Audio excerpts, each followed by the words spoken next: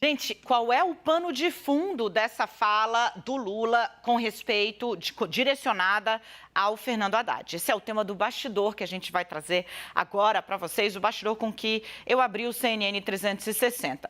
Quando o Luiz Inácio Lula da Silva diz, você precisa extrair 3 coisas dessa fala aí, que são atos contínuos e que têm a missão de empacotar um recado muito direto para o próprio Partido dos Trabalhadores, o partido de Luiz Inácio Lula da Silva. Primeiro, Lula diz, olha, eu vi um artigo contra você e pensei em rebater publicamente. Com isso, ele diz que, 1, leu, está vendo as críticas, 2, está irritado com as críticas e 3, que sentiu necessidade de fazer uma defesa pública de Fernando Haddad do trabalho dele. Aí ele segue, diz, olha, mas aí o Padilha me falou, a compreensão da sociedade sobre o que está sendo feito é mais importante do que uma crítica pontual de A ou B. Ou seja, Lula está dizendo e está espelhando que para o Palácio do Planalto, as medidas anunciadas por Haddad estão sendo bem recebidas pelo destinatário final, o mercado financeiro e também a população do Brasil, que está aí preocupada com custo de vida, inflação e todos esses demais aspectos da vida prática. Por fim, Lula fala, eu quero parabenizar o Haddad e a equipe econômica. E logo em seguida diz, eu tenho confiança de que o arcabouço fiscal proposto pelo Haddad vai ser suficiente para jogar o Brasil, a economia, para cima. Nisso, gente, ele está dizendo que confia, aprova e que segue blindando o atual ministro da Fazenda, o apadrinhado, o afilhado político dele. E aí, claro, eu fui a campo, né? Porque não é um elogio para o mercado, não é um elogio para você que está aí em casa. Esse recado de Luiz Inácio Lula da Silva, da forma como ele foi dado, tem um destinatário claro, que é o próprio Partido dos Trabalhadores. Medidas anunciadas por Haddad, como a reoneração dos combustíveis, que voltaram a ter cobrança de impostos federais, mesmo com uma costura para diluir o impacto para você, consumidor final, foram atacadas, por exemplo, pela presidente do PT, Gleisi Hoffmann, publicamente. Depois foi o deputado Lindbergh Farias quem tratou o arcabouço fiscal como uma ameaça à popularidade do governo Lula, todos do PT e mais, da cúpula do PT. Lula está olhando isso e resolveu falar publicamente, olha, eu confio no trabalho que está sendo feito, mais do que confio, eu aprovo. Conversando com um aliado de Luiz Inácio Lula da Silva, ele me disse o seguinte, acho que resume bem o que está acontecendo. A discussão de temas e ideias, muitas vezes até que se chocam dentro do PT, sempre aconteceu e vai continuar acontecendo. A questão é que agora isso entrou num ritmo, abro aspas, contraproducente, fecho aspas. Ainda segundo essa fonte, Lula tá aí de novo, falou, fez isso de improviso, é importante, né? Eles divulgaram ali a íntegra do discurso do petista e isso não estava lá, então ele decide fazer publicamente, inclusive o que Padilha havia aconselhado ele a não fazer, ele faz, né? Ele diz, isso é um reforço do apoio do Lula ao Haddad e da importância que o Lula dá para o Haddad dentro do governo. Luiz Inácio Lula da Silva entregou para Haddad a missão da vida dele. Se quiser mesmo galgar espaços e se posicionar como um eventual sucessor ou candidato a sucessor de Lula, ele precisa desempenhar bem a função no Ministério da Fazenda. Isso é a chave tanto para você entender por que ele está sendo tão atacado e por que é que Lula vem adiante dizer, oi, calma, que o filho é meu. Mais uma ideia aqui lançada pelo aliado do Luiz Inácio Lula da Silva é a de que esse fogo amigo precisa baixar a temperatura. Eu conversando ali, disse inclusive, porque o PT está sendo mais agressivo muitas vezes do que a própria oposição, do que o próprio PL, por exemplo, de Jair Bolsonaro. E a fonte concordou. Deixa eu trazer o meu timaço para cá. Que saudade que eu tava de interagir com vocês aqui diante da telinha. O Leandro Rezende é separatista. Ele, tipo, só vai... É verdade. Não é verdade. Só vai nos lugares, entendeu? Quando tem carioca. Quando não tem carioca, ele não vai. Quando a Renata tá junto, ele aparece. Quando só estamos eu e o Yuri, ele nos dá o quê, Yuripita? Cano. Cano. Mas não tem defesa aqui não, hein, Leandro? Porque contra fatos, sem argumentos. Beleza. O fato é que Renata Agostini Vi e, gente, Yuripita, eu vou mudar o apelido dele. é um mestre cuca, cara. Ele fez... Eu quero só te dizer o que você perdeu, tá bom, querido? Yuri Pita, reencontrei antes de voltar ao trabalho com um arroz de pato maravilhoso, com 2 tipos, adornado com 2 tipos de linguiça, mão levíssima no sal, tempero em última potência, caldo feito com legumes frescos e tal, um escândalo. E muito vinho tinto, vinho bom. E é por isso que as pessoas me compram assim, né? Com comida. E é por isso que eu volto aqui falando com você, meu querido. Para mim foi muito claro e acho que os aliados do Lula também foram taxativos em dizer. Ele entendeu que era preciso fazer, blindar, baixar a temperatura do fogo amigo, que está demais. Me chamou a atenção a expressão usada pela fonte, que é contraproducente. Tornou-se algo contraproducente. Yuri. Oi, Dani. Bom, antes de tudo, obrigado por essas palavras tão carinhosas. Fica meu compromisso público, então, de fazer para outros, os colegas também nipônicos, que também trocaram São Paulo por Minas Gerais e por aí vai. Gente, boa tarde também para o Leandro, para a Renata. Aqui em Brasília, eu quero um compromisso público. Em breve. A única pessoa que não será convidada é quem? Leandro. Eu, né? Aparentemente, né? Já me acuso aqui, né? Eu já tô me bandeando pro outro lado, te abandonei, Leandro. A gente vai testando por vezes, por petits comitês. Mas, gente, e antes de tudo, deixa eu esclarecer também que no sábado eu corri e fui para academia antes de poder fazer esse jantar, né? E volta à tarde que o Igor tá ficando bravo com a gente. Eu preciso fazer um pro Igor Peixoto também. Mas acho que, Dani, essa questão do papel que o PT exerce, quase como se fosse ombudsman ou ouvidor do governo Lula, ele pode ser útil em diversos momentos. A grande questão, como nas receitas culinárias, é não errar a dose. E, em parte, nesta discussão do arcabouço fiscal, muita gente achou que sim, que o PT errou a dose. Havia, de fato, antes de Fernando Haddad apresentar as linhas gerais da nova regra fiscal, vale lembrar que o projeto de lei, o texto propriamente dito, ainda não é público. O que houve no dia 30 foi a apresentação que Haddad fez no Ministério da Fazenda. Antes dessa apresentação, de fato, havia uma série de deputados e senadores do PT preocupados com o excesso de fiscalismo ou de ortodoxia que a regra pudesse ter. Hoje tem uma entrevista do cientista político Sérgio Abranches, no jornal Valor Econômico, que é muito interessante, um dos aspectos que ele aponta. O PT tem uma regra fiscal para defender como sua. Tem uma regra fiscal sua para ser defendida pelo partido. A grande questão é se é uma regra fiscal do governo Lula, de Fernando Haddad, ou de fato é uma regra fiscal do PT. E é isso que, de certa forma, Lula procurou fazer hoje. Esta regra fiscal é, sim, do governo Lula, de Fernando Haddad e do PT. Se o PT vai seguir essa diretriz dada hoje pelo presidente, é o que a gente vai acompanhar daqui para frente. Porque, apesar de a regra ter uma série de acenos para pautas que são caras à esquerda e ao PT, como garantia de retomar os mínimos constitucionais de saúde e educação, até buscar uma recomposição do que deixou, segundo a avaliação do PT, de ser investido nos últimos anos, depois da regra do teto de gastos, garantir que os beneficiários dos programas sociais continuem tendo o mesmo patamar de benefícios individualmente, não ter uma perda nesse tipo de orçamento, são todas as questões que são legítimas de serem debatidas. A grande questão é que agora o que Lula diz é preciso defender o nosso projeto de regra fiscal. E se continuar o fogo amigo, o risco é o PT ficar para trás, porque o governo, nesse aspecto, se seguir com essa linha, se o projeto, se a nova regra for interpretada como uma boa regra para os setores econômicos, não vão faltar nem deputados nem senadores que defendam no Congresso Nacional, mesmo de partidos que hoje se colocam como independentes.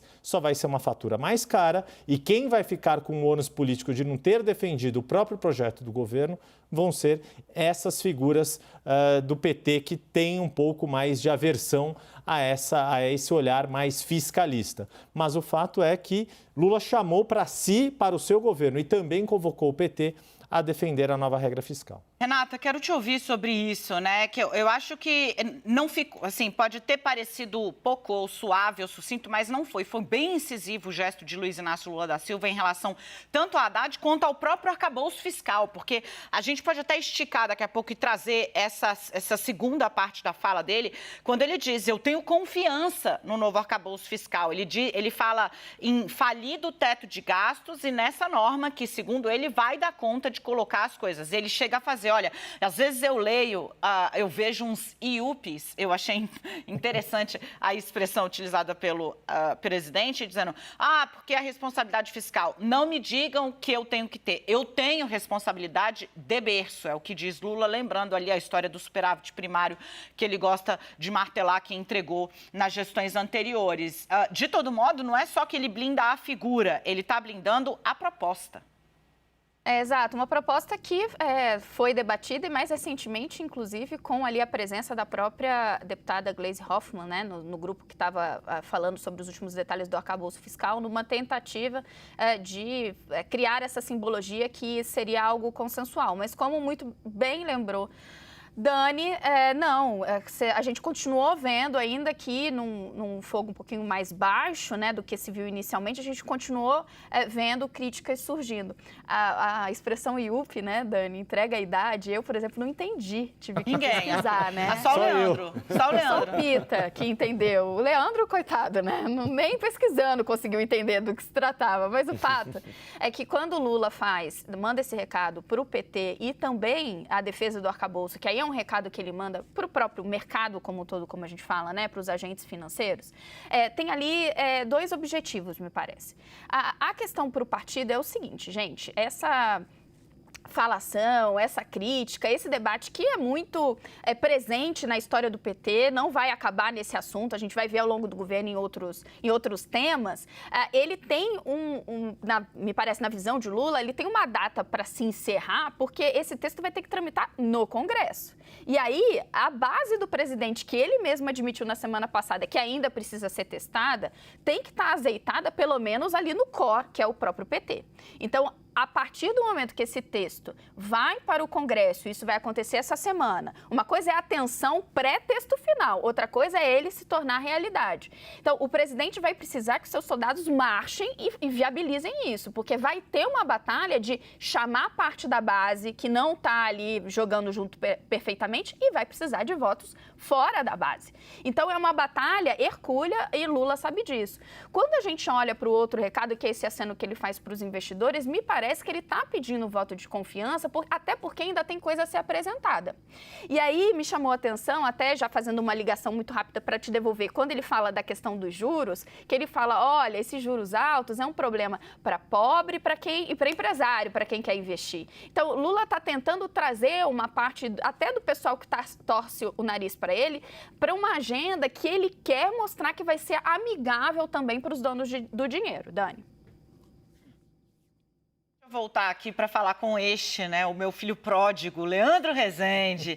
Querido, vamos trazer um pouco dessa arquitetura interna do PT. Eu estava até conversando com o Yuri na sexta-feira, quando você não apareceu. No sábado, né, quando você não apareceu, que acho que era importante a gente explicar e trazer mais para a cobertura, já que o governo voltou a ser um governo de PT, né, de um quadro do PT, de Lula, como é estruturado o Partido dos Trabalhadores, né? A gente estava conversando, eu e o Yuri, o público, quem está em casa, não tem ideia de que o PT se estrutura em torno de correntes. E essas correntes, elas divergem entre si e elas brigam, inclusive, pelo espaço interno. Ou seja, para eleger o presidente do PT, no caso a Gleisi, ela precisa compor a corrente dela, que é majoritária, com outras correntes. Muito disso ajuda a entender um porquê desse embate em torno das ideias do flanco econômico, que é o flanco a ser vencido pelo Lula 3, sem dúvida. Mas não só. Tem também 2026, que já está aí no olho de muita gente. E é óbvio, né, que embora o governo tenha 100 dias completados, está todo mundo pensando na próxima eleição. Mas antes, eu não vou responder aos ataques que sofri no 360 de hoje por uma razão objetiva. Há quanto tempo que nós quatro não fazíamos o jornal juntos? É verdade. Olha que bonitinho, eu me preparei na primeira entrada. temporada. Eu vou dizer isso porque eu gosto muito de trabalhar com vocês. Dani, bem-vinda de volta. Renata, agora, né, na nossa formação completa. Yuri, enfim, está comigo desde que eu virei analista aqui na CNN. Não nos desgrudamos. É muito bom começar essa semana com vocês. E não vou responder esses ataques, porque a Dani não é oposição a mim. E eu tenho uma razão objetiva para não ter ido comer esse arroz de pato, que é a minha mamãe, que estava aqui em São Paulo comigo. Eu ouvi boatos que ela foi convidada também. Foi, mas tadinha. Ela não vai retroceder, Leandro. Vai, toca. Não vai, mas a bichinha ficou cansada, levei ela para passear, fiquei de plantão, deu tudo certo. No próximo arroz de pato, espero, né? Vou fazer por onde ser convidado, vou tentar. E o Edu Petrelli já avisou. E a dieta, né? Um recado para mim e para o Yuri, especificamente. Por isso que eu falei, foi para academia antes. Tá. Mas dito tudo isso, né? Eu vou falar um pouco das correntes do PT, Dani, porque isso de fato é uma questão. A corrente majoritária do PT é a Construindo um Novo Brasil. O Alexandre Padilha, né, que foi mencionado pelo Lula como uma pessoa, né, que segurou o presidente da República a responder, por exemplo, a entrevista que o deputado federal Lindbergh Farias, que é de uma outra corrente, deu à Folha de São Paulo, quando ele diz, né, que o arcabouço fiscal seria como fazer um pacto com o diabo, menciona até, enfim, o Riobaldo, personagem do Guimarães Rosa, né, que tenta vender a alma ao diabo e não recebe resposta. É um dilema da literatura isso. O Lindbergh menciona isso. É uma entrevista super forte. Foi dada agora nesse feriado da Semana Santa com uma crítica muito dura à proposta de arcabouço fiscal. Lindbergh diz, inclusive, que a situação do país é muito pior do que a que o governo está observando. O Lindbergh é um petista histórico, foi senador, deputado federal agora pelo Rio de Janeiro, e ele evidencia essa disputa que há entre as correntes do PT. A majoritária a Construir um Novo Brasil, eu conversei com gente dessa corrente especificamente, né, hoje específico, para tratar dos 100 dias. E todo mundo elege o marco fiscal, abraçar o Haddad como uma prioridade. Mas isso não se repete em outras correntes. Tem a resistência, tem a democracia socialista, socialismo em construção, e todo mundo tem algum assento no governo, né? Um dia a gente pode até fazer exatamente de qual corrente é cada ministro, ministros do PT, evidentemente, mas fica muito claro que a corrente majoritária está numa pegada de abraçar o Haddad, de dizer que o projeto político-econômico do Haddad é o do Lula e que essas coisas não se separam, e de tentar sufocar um pouco essas vozes dissonantes que sempre existiram dentro do partido e sempre vão existir. E aqui estou citando o Lindbergh Farias, porque considero, né, uma das mais importantes vozes do PT pelo lugar que ocupa historicamente na legenda e o lugar que tem hoje também. Então, nesse sentido, dá para perceber, sim, essa diferença. A corrente majoritária abraçando o Haddad, tentando sufocar o fogo amigo, e as outras não. Tem disputa por poder. E aí, quer fazer um apontamento, Renata? Porque é o seguinte, né? Quando a gente a Renata traz esse lustro, né, para essa nossa rodada de análise, ela fala, o que está se percebendo, e aparentemente Lula percebeu e está a fim de bancar isso, é que esse novo arcabouço fiscal, a depender de como ele venha no detalhe, pode acabar com a ideia de que o PT é um partido que só sabe gastar, não é um partido que sabe, digamos, garantir que as coisas estejam em boas balizas no fiscal também, né? Esse não é uma missão fácil e talvez seja isso que a gente esteja enxergando, né? Um partido que tenha no investimento, não vou usar a palavra gasto, né? Porque investir no social é investimento para o país como um todo, mas que acha que deve ser esse o principal flanco de aposta. Há poucos meses, na eleição, o que se cobrava bastante do PT é, mas o que vocês vão fazer se vocês estão dizendo que vão jogar isso tudo fora? E aí, qual era o discurso de Lula e dos principais aliados, quem estava na coordenação da campanha? O Lula não tem que detalhar nada, porque o histórico dele o credencia, um histórico de responsabilidade fiscal. Lula entregou o governo com superávit, Lula entregou bons resultados nessa área, então tem que confiar. Só que isso ficou para trás, agora está na hora de mostrar a mão. Então, o desenho final, veja, o que a gente viu até agora na apresentação feita pelo ministro da Fazenda, Fernando Haddad, e seus principais auxiliares, são as principais diretrizes e uma promessa de que perna final vai ser detalhada e capaz de garantir que a conta feche. Então, você apresentou um modelo que, sim, tem um limitador para a despesa, mas tem ali um arco. Então, a depender de como vá a economia, de como vão os gastos do governo, a gente pode ter, sim, uma expansão fiscal, mas o que eles estão dizendo? Olha, mas a gente tem um plano para aumentar a arrecadação e aí essa conta vai fechar. No pano de fundo, gente, tem um embate em curso, que é um embate nada novidadeiro, que é se o ajuste fiscal, o ajuste das contas públicas, ele tem que ser feito pelo lado da receita ou da despesa. O time lá de Paulo Guedes falava, é da despesa, corta, e aí a gente chega numa conta positiva. O que o time de Lula, né, no caso de Haddad, está dizendo, olha, não é bem assim, a gente até tem que ter algum tipo ali de limitador na despesa, mas é a receita crescendo que vai garantir que a gente chegue nessa conta final. Pois bem, o que a gente está agora é, depois de uma primeira reação ali, absorção do plano, que para muita gente surpreendeu positivamente, porque se a gente fosse ficar com algumas das intenções de parte do PT, a gente poderia ter um plano muito mais gastador. Agora a expectativa é, qual é essa perna final? Ela vai convencer? Ela é viável? E depois disso, o governo vai ter que defender com unhas e dentes no Congresso para que esse plano pare de pé.